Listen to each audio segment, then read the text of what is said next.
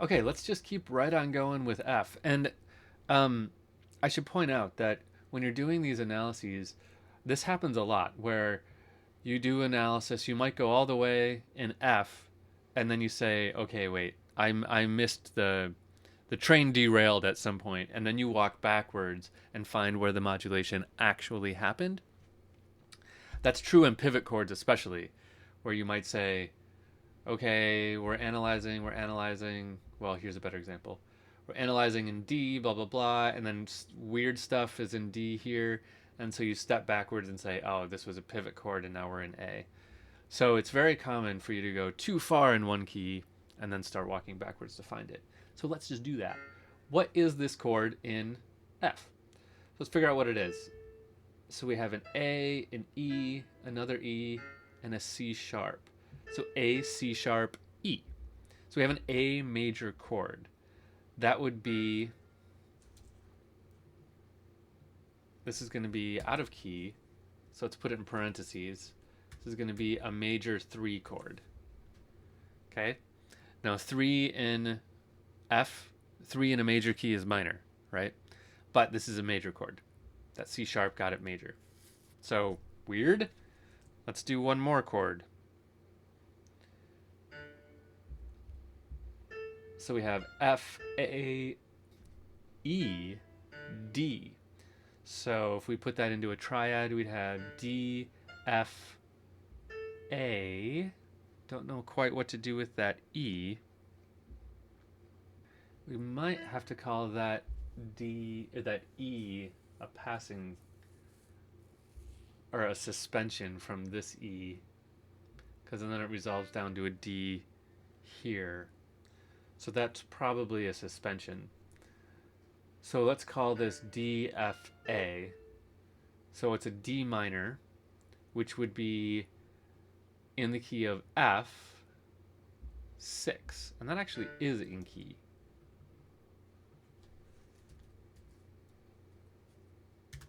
Okay, so that's 6. That's okay. Not too weird. What about here? Same thing.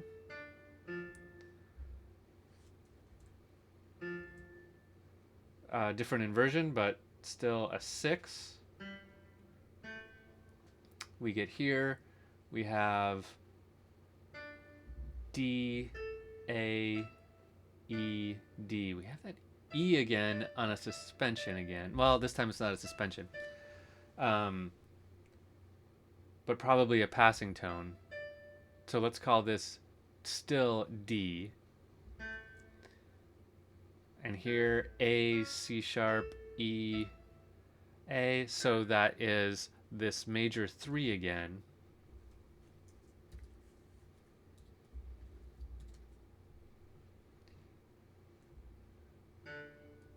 And then we have 6 again.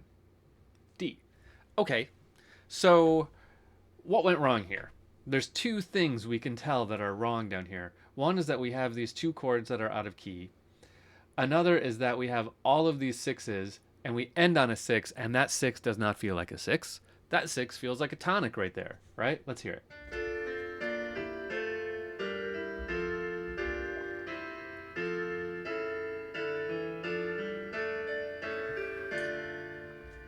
Right? That is tonic.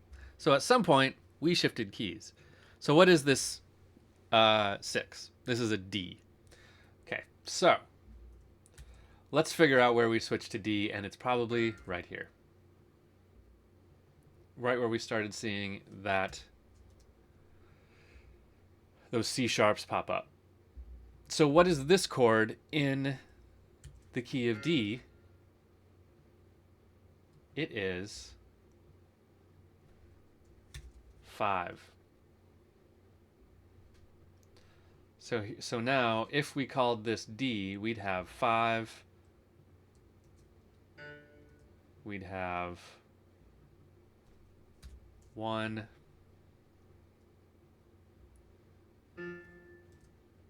Here we'd have 1 or 1/6.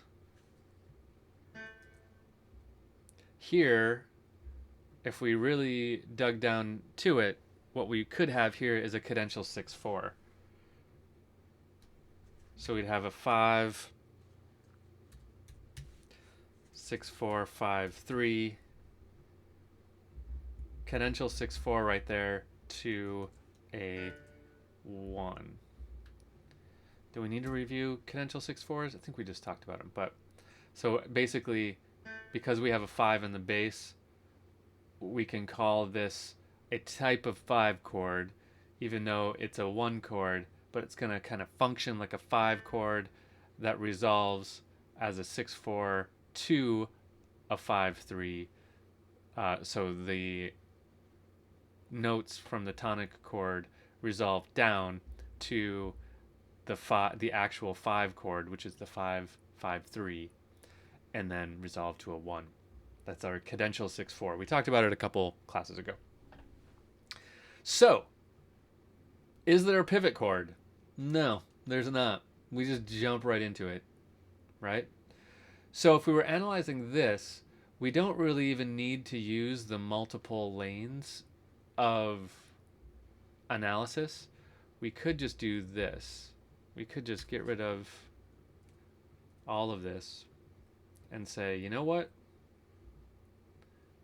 I'm just going to cheat that over a little bit. You can just do it all in one line if you want, because it's a direct modulation. There's no overlap. There doesn't need to be a different line for it. It's a little bit harder to read this way, but this is how we like to do it. So we're in F, blah, blah, blah. We're analyzing. So 6, 4, 1, 2, 1, 2, 5, 1. And now we're in D, 5, 1, 1, 6, 5, 6, 4, 5, 3, 1. So we are in 1 here. So that's how we like to analyze these. This is an abrupt modulation. There's no pivot. We just go right in. We just say, and I should point out, this is the end of a phrase. There should be a fermata here, but I can't actually find a fermata in MuseScore at the moment. So I'll put a breath mark. Okay. So this is the end of a phrase. There's a fermata here. Okay. That really tells us that this is starting up in a new key, right? So it's a phrase modulation if you want. It's a direct modulation if you want. It's an abrupt modulation. It is all of those things. Let's hear it one more time, and keep your eye on the analysis. All